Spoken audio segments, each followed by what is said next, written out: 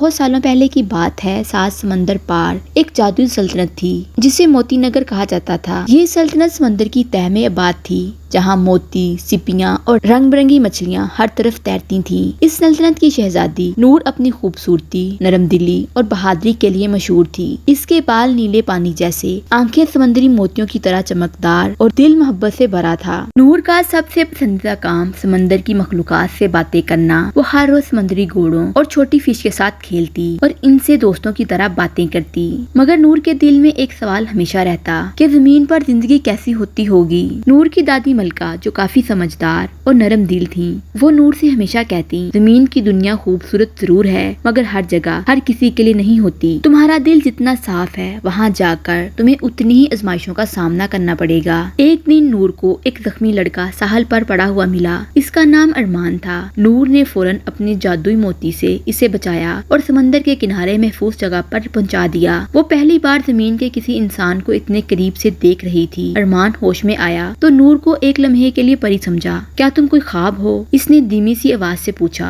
نور مسکرائی، کہا، نہیں، میں سمندر کی شہزادی ہوں۔ کچھ دنوں میں شہزادی اور ارمان کے بیچ ایک انوکھا رشتہ بن گیا۔ شہزادی چھپ کر روز اس سے ملنے آتی اور ارمان اسے زمین کی باتیں سناتا، پرندوں کی پرواز، سورج کی روشنی، درختوں کی سرگوشیاں۔ شہزادی اس کی ہر بات کو حیرت اور خوشی سے سنتی۔ مگر ایک دن ملکہ کو ساری حقیقت کا علم ہو گیا۔ ملکہ نے شہزادی کو غصے سے کہا، تم نے ہمارا قانون توڑا ہے۔ سمندر کی شہزادی کبھی زمین والوں سے تعلق نہیں رکھ سکتی۔ شہزادی کی آنکھوں میں آنسو آ گئے۔ اس نے کہا، دادی اماں، میں نے کوئی غلطی نہیں کی، میں نے بس ایک انسان کی مدد کی ہے۔ کیا محبت بھی غلط ہے؟ ملکہ کچھ لمحے کے لیے خاموش ہو گئیں، پھر بولی، اگر تم ارمان کے ساتھ جانا چاہتی ہو، تمہیں اپنی سلطنت، اپنی آواز، جادو سب چھوڑنا ہوگا۔ تم عام انسان بن کر جاؤ گی، بغیر کسی طاقت کے۔ کیا تم یہ سب چھوڑ سکتی ہو؟ شہزادی کے لیے یہ فیصلہ آسان نہ تھا، مگر اس نے دل کی آواز سنی اور کہا، ہاں، میں سب چھوڑنے کو تیار ہوں، اگر مجھے سچ میں ارمان سے محبت ہے۔ شہزادی نے اپنی جادوئی موتی ایک دریا میں بہا دیا۔ ایک تیز روشنی کے ساتھ وہ ایک عام انسان بن گئی۔ اسی لمحے سمندر نے اسے الوداع کہا اور نور کا نیا سفر زمین پر شروع ہوا۔ ارمان نے اسے خوشی سے گلے لگا لیا۔ اب شہزادی ایک عام لڑکی تھی، مگر وہ دل کی واقعی شہزادی تھی۔ سالوں بعد لوگوں نے ساحل پر ایک چھوٹا سا گھر بنا ہوا دیکھا، جہاں نور اور ارمان بچوں کو سمندر کی کہانیاں سنایا کرتے تھے۔ وہ سب کو سکھاتے تھے کہ محبت کی کوئی سرحد نہیں ہوتی،